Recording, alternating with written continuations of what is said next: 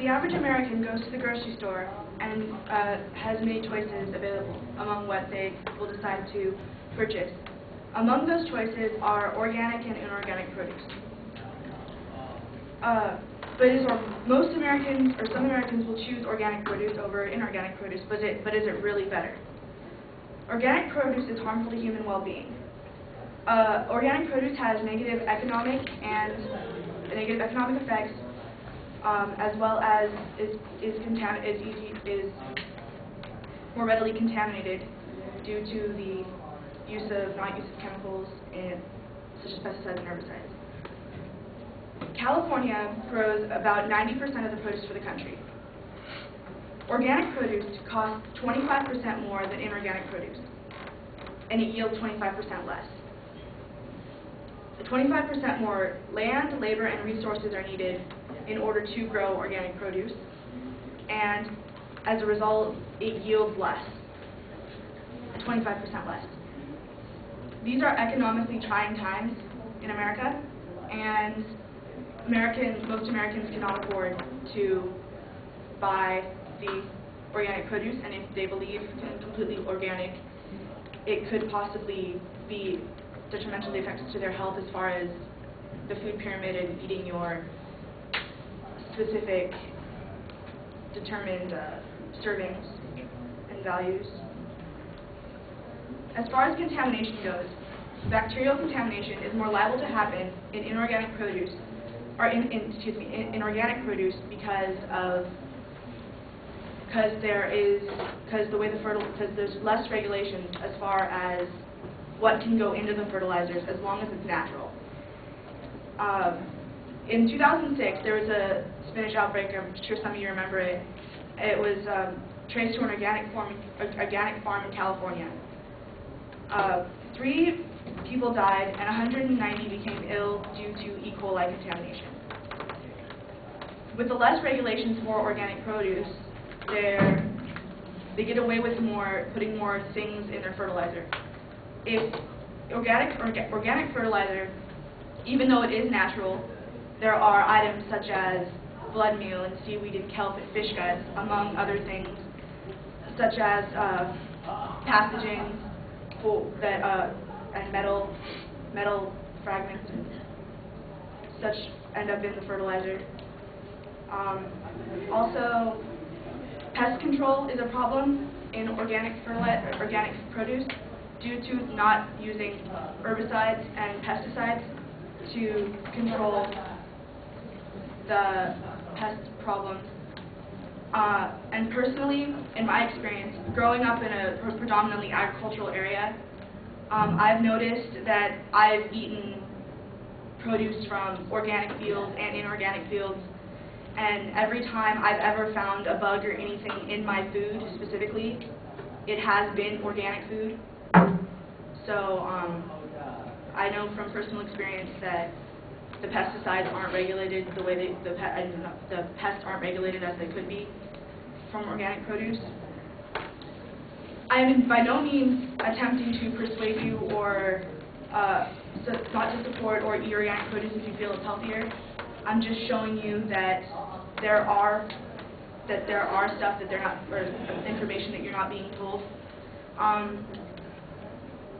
Organic produce is harmful to the economy as far as costs go, and also to human well-being and health involving contamination. Thank you.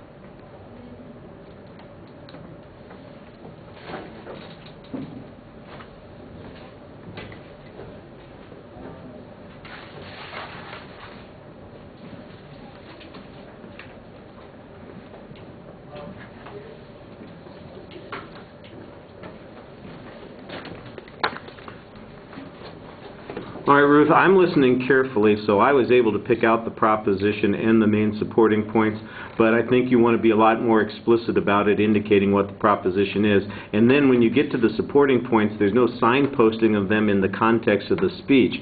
Again, listeners who are paying close attention will be able to pick them out, but you can't assume that the audience is going to be paying that close attention, so you need to be a little bit more explicit in identifying those supporting points.